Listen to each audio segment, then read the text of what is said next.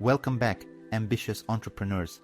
Today, we're diving into an essential aspect of preparing your pitch deck: the importance of feedback. Understanding and incorporating feedback can be the difference between a good pitch and a great one. Let's explore how to make feedback work for you. Start by seeking diverse perspectives. Whether it's from mentors, peers, or potential customers, varied insights can illuminate aspects of your pitch you might not have considered. Approach feedback with openness.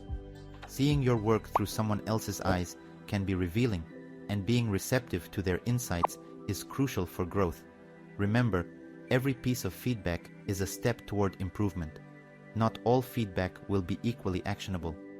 Prioritize changes that align with your strategic vision and have the potential to significantly impact your pitch's effectiveness.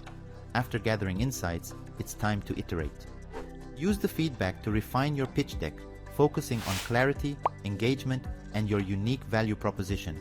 Each iteration should bring you closer to a pitch that not only communicates your vision, but also captivates your audience. And don't forget to express gratitude to those who've offered their perspectives. Keeping them in the loop on how their feedback has helped shape your pitch fosters ongoing support and a network of advisors invested in your success. By actively seeking and thoughtfully applying feedback, you're not just refining a presentation, you're honing your startup's message to resonate more deeply with potential investors.